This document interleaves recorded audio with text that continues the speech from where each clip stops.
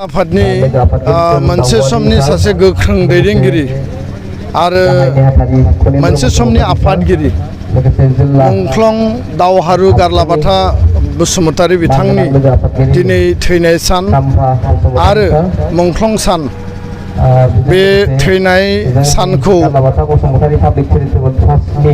बिथांखौ गोसोखांनानै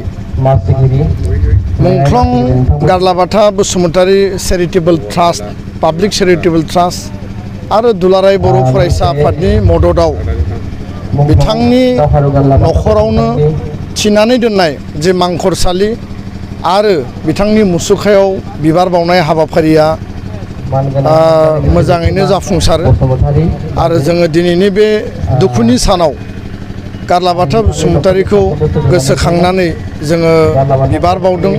मान होदों आरो श्रद्धांजलि जोङो होदों। आं बे समाव दुलाराय बर' माहारिनि जानानै दिनैनि बे मुंख्लं आरो थैनाय सानाव गारलाबाथा बसुमतारी बिथांनि सोरगोआरि जिउमानि आलो गोजोननि थाखाय आफा इसोरनि खाथियाव आङो आर'ज गाबदों। जों बयबो मिथिगौ गारलाबाथा बसुमतारीया सासे गोख्रों आदर्शनि व्यक्तिमोन। बिथांनि जि स्पिरिट बिथांनि जिखिनि साहस बड'लेण्ड सोमावसारनायाव आरो बड'फा उपेन्द्रनाथ ब्रह्मनि आलादा रायजोनि जि दाबिनि सोमावसारनायमोन बिथाङा गोख्रोङै बिफाव लादोंमोन आरो फैयै फैयै मोनसे समाव दुलाराय बर' फरायसा आफादनि बिथाङा आफादगिरिनि बिबानखौ लादोंमोन। दा बेखायनो जाय समाव मुंख्लं गारलाबाथा बसुमतारीया थैनो गोनां जादोंमोन बा जोंनि गेजेरनिफ्राय आनज्रायनो गोनां जादोंमोन बे थासारिया थारैनो जोबोद दुखुनांथाव थासारिमोन। बर' माहारियाव जोंनि अधिकारनि जे संग्राम दंमोन जातीयताबाद आरो जातिनि सत्तानि थाखाय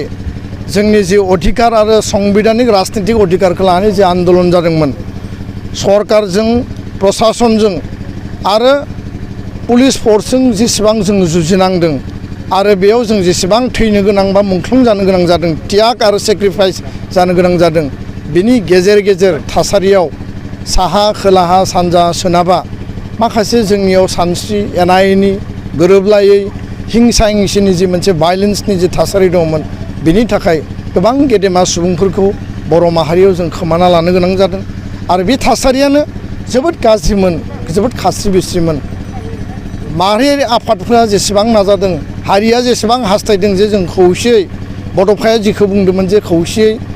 बर' हारिखौ गेरेमसा माहारि दानांगौ बुहुमनि बर'फ्रा खौसे जानांगौ नाथाय बै समाव माखासे खैसार माखासे सानस्रियाव गोरोबलायैनि थाखाय जोङो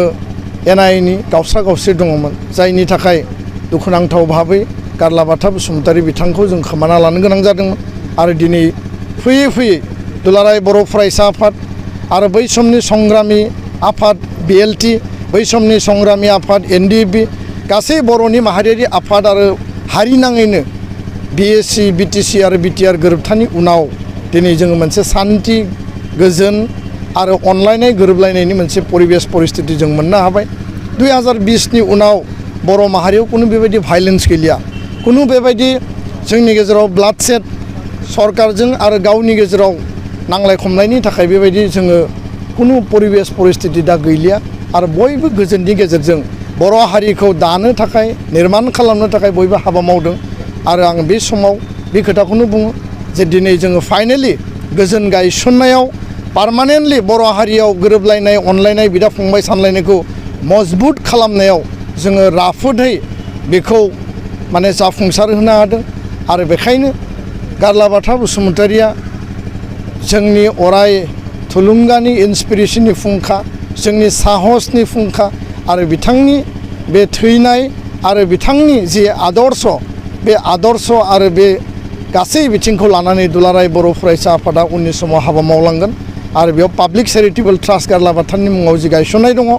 दुलाराय बर' फरायसा आफाद जोंनि रामफलबिल दख'रा क'क्राझार जिल्ला आरो मिरु आफादा ज'है बिथांनि हाबा मावलांनाय जि कन्ट्रिबिउसनखौ गोजोर आरो जुगामि खालामनो थाखाय जों अरायबो हाबाफारि लागोन आरो जों थांखि लानानै हाबा मावलांगोन। आं बेखिनि समाव बेखिनि बाथ्राखौनो बुंबाय। गोजोन